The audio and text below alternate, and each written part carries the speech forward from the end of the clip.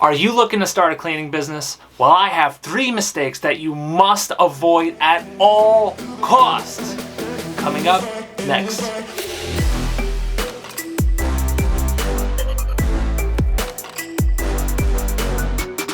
Welcome back to the channel. If this is your first time here, my name is Mike Mack from the JanitorialEntrepreneur.com, and I help people start, grow, and automate wildly profitable office cleaning businesses. In this video, I'm going to show you the 3 deadly mistakes that you must avoid at all costs when starting your office cleaning business. But before we begin, if you haven't already, hit the subscribe button and turn on the notification bell, because I put out new videos every Friday just like this, and you're not going to want to miss them. Also, be sure to stick around for the very end, because I put together a special resource, a special bonus just for you, and you're not going to want to miss it. Okay, so let's get into it. When myself and my partner Jess, my fiance, my business partner, my tag team partner, when we got started, we started with a cleaning franchise, and that was great because it was our first business, and we never knew what it was like to get paid as employers, even though we kind of felt like employees, and that's kind of like the bit about franchise life. We'll save that for another video. We had no problem getting accounts. We had no problem at the time making money. But the reason why we were making money is because we were doing all the cleaning. And one thing we didn't realize until we got too far into the game is that we were making too many mistakes. And by the time we realized we made those mistakes, it was too late. Now, what do I mean by it was too late? What I mean is we were doing about 10 hours of cleaning per night. Yeah, we were making fantastic money. Like, it was really great. But we had no time for ourselves. At the time, we were still working at our 9 to 5. So it was like a typical, at the time I was 8 to 4, and then she was 9 to 5. And then we were legit going from right as soon as we got home, we ate a little something, then we packed up the truck, and then we headed out. We went from maybe 6 to like 1, 2, sometimes 3 in the morning cleaning. At times I would have to send her home early just because I was like, oh my God, I feel bad. This poor thing didn't know what she signed up for. I'm just kidding, she's a soldier. But we didn't realize, so we thought this is what it meant to be an entrepreneur, that you have to put in all types of hours, and you know, you're gonna struggle and you're gonna want to quit, and that's the pits. That's what you got to do what other people won't. You know, all the millionaire quotes. It's all that. Here's what we figured out though. We were making 3 terrible mistakes. I mean, we made plenty of mistakes, but these 3 were really the reason why we were miserable. So take each one of these very seriously if you're starting your office cleaning business, and please avoid at all costs.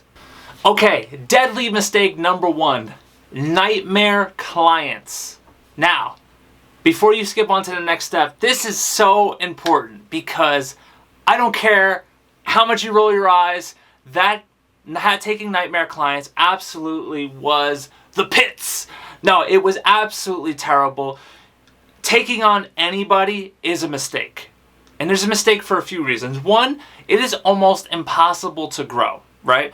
When I say it's impossible to grow, it's because the more people you take on, right, if they're ideal clients, it's easy to grow. It's easy to grow because you show up night after night, your cleaner shows up, they do a good job or they do a solid job, and then they go home. If it's not up to par, you will get like a phone call, or most of the times a little note in a notepad just saying, hey, I need you to be a little more thorough in this area, or there's a little bit of dust collecting at the reception area, if you could please take a look at it. See, that's beautiful. That's not unreasonable, that's not crazy, that's perfect. That's communication, that's brilliant. That's how you can build your business. Now, the flip side of that is if this was a nightmare client, you think you would just be getting little notes? Yeah, you'd probably be getting notes, but oftentimes they're like passive aggressive and like kind of threatening, and then that turns down the morale of your cleaner. Which, do you think they're going to be more inspired or less inspired to do a good job? I don't know. But what about phone calls? I mean, we would get phone calls, we would get emails, just, hey, you better step it up or we're going to replace you. You know, we get people coming in all the time, cleaning companies that put lower bids together than you, and you know, we're going to replace you if you don't step it up. Like, How would you like waking up to that email? I mean, like, let's say it's a $4,000 a month account. Pretty small. But that matters. I mean, because that's not only the profit to you, your business, that's not only your marketing budget, that's not only, there's so many things it's allotted for, but you know what's most important? That's a job for somebody. So what is that cleaner going to do? What do you fire them? I mean, because they're so unlucky for you to put them at the place with the miserable client. This is what I'm talking about. There are so many problems, and you must avoid nightmare clients at all costs. Please vet your clients. If somebody gives you a bad feel, you'll know in the beginning. It's very rare that with our system that they get past the door, if so to speak. They get in the house of our company where, like, oh my God, too late, they're a nightmare client. It's very rare. So please, follow your gut. If you're going through a walkthrough, or if you have conversations and it feels wrong, it feels off, it feels like this person's gonna be impossible, leave. It's the best thing you can do for your company. Deadly mistake number 2, dose. Location, location, location. Now, what I mean by location is in the beginning, we were getting accounts like crazy, okay? We were getting accounts like every other week. So that part was good. The part that was bad was we were doing all the cleaning and these accounts were almost nowhere near each other. I mean, some were kind of close, but a lot of them were, hey, 30, 40 minutes a ride each direction. And some of these accounts were like, myself and Jess were going there. It was like a one time a week for on the really small accounts we were getting through our franchise. It was like you show up 20 minutes. Like it almost took a longer to unload the car and prep than it did to actually clean the space. I mean, there's a few garbage cans, quick vacuum, quick mop, you're out of there. The location of your accounts is so important. Now, the way we like to look at it is like that kind of like that little swirl, how it goes wider and wider. I can't describe that. I don't even know what I'm talking about. But it's almost like you start in the center meaning closest to your house, and then you kind of start getting wider and wider and wider. Start in and then grow out. The reason why you want to do that is, especially starting out, if you're doing a little bit of the cleaning, doing the cleaning in the first week of an account, that's actually, I highly suggest that, you know. You could absolutely grow a big cleaning business without cleaning, but if you could just start a couple days, see with a client, see what makes them tick, see what makes them happy, understand what their pet peeves are, and then quickly turn it over, that is brilliant. I mean, that is what you want to do. You can do it without it, but I highly recommend it until you get to a point where, like for instance, where we are is that we have a nighttime manager and we have a crew that's ready, and then we also have some of our cleaners that if it's a massive account, that they'll pick up extra work till we can staff that side, okay? But why it's a killer in the beginning is you're doing a lot of the cleaning, right? And if you're so spread out, I mean, half that time sometimes is dedicated to travel. Now, time is absolutely money when you're doing the cleaning, when you're trading your time for money. So if you're close by, then the time spent outside doing the work is just dedicated to your accounts.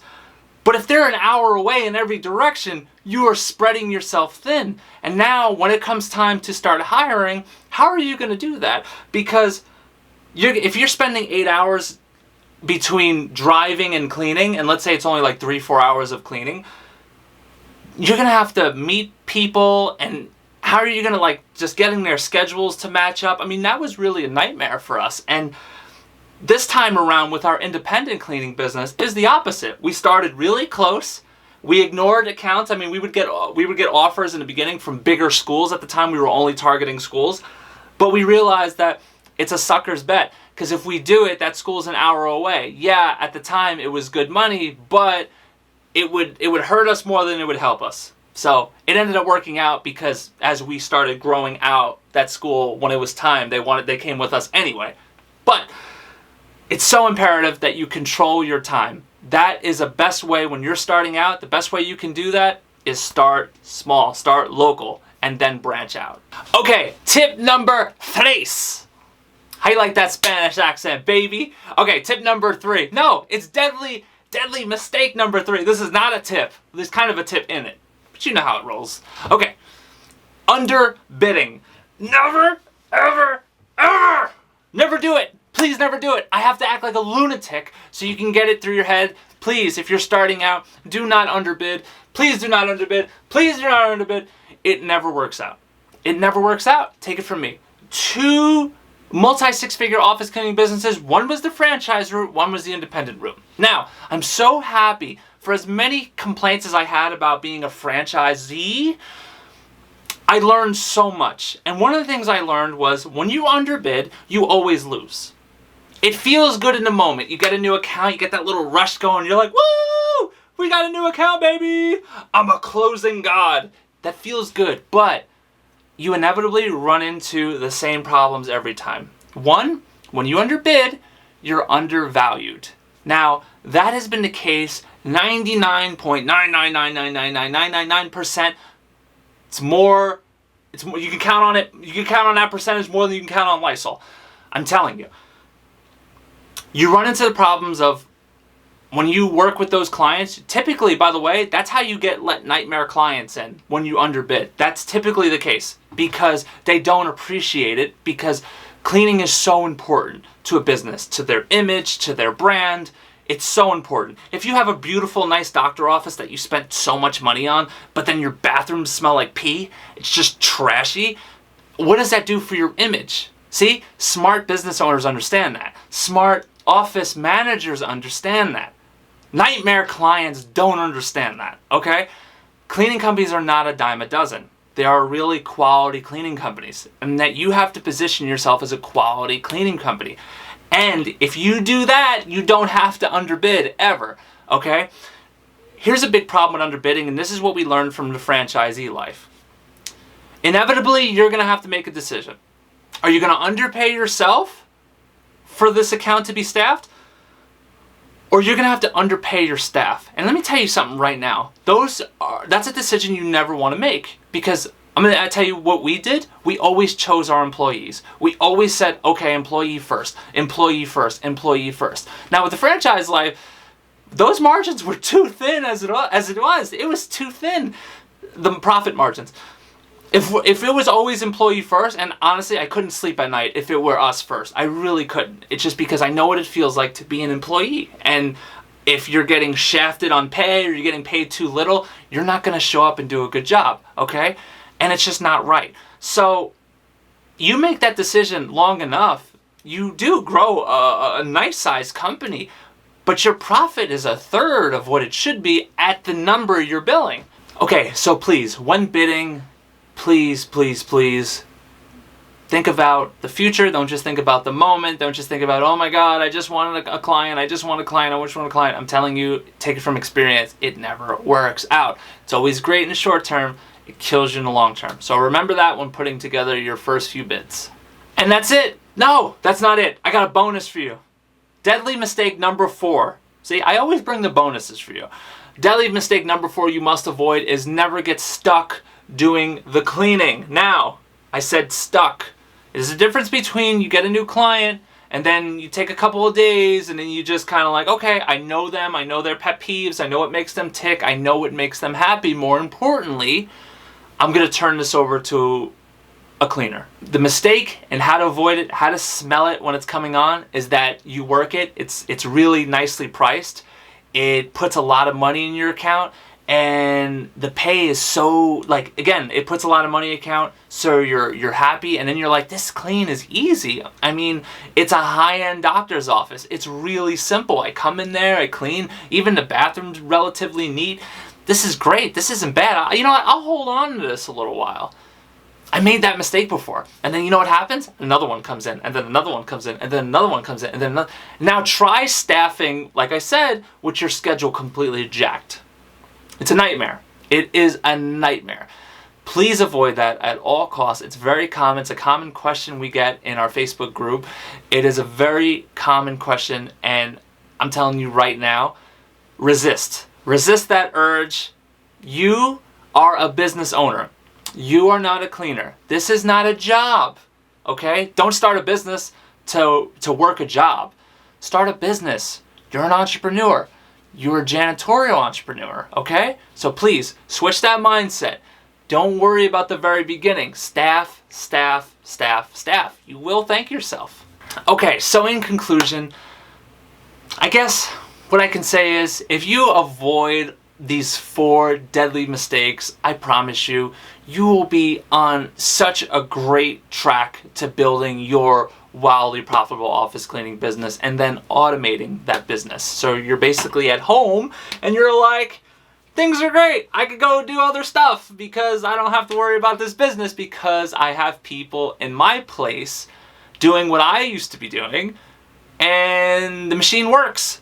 The machine works great, okay? So please, avoid these things at all costs. That's it for this video. Thank you for watching. If you're still watching at this point, by the way, if you haven't already, hit that subscribe button. Turn on that little bell just because sometimes YouTube just doesn't want to tell anybody. They want to keep this a secret. I don't want it to be a secret. Let's let the good word out. Also, I put some free resources under this video, and one of them is a brand new miniature report. It's a cheat sheet. It's called 3 Secrets to Build a Hyper Profitable Office Cleaning Business Without Cleaning, so you don't get stuck cleaning. It is a very common problem. That's why myself and Jess decided to put it together. It is an extremely quick read. It is absolutely free. All you have to do is click the link. Also, if you want to learn more, if you want more daily goodness, if you want to get a hold of us daily, join our free Facebook group. It's called 0 to 6 Figures with an Office Cleaning Business. That's the Facebook group. I'll also put a link in the description for that. That's it. No more. I'm done. Peace out. I'll see you next Friday. Bam.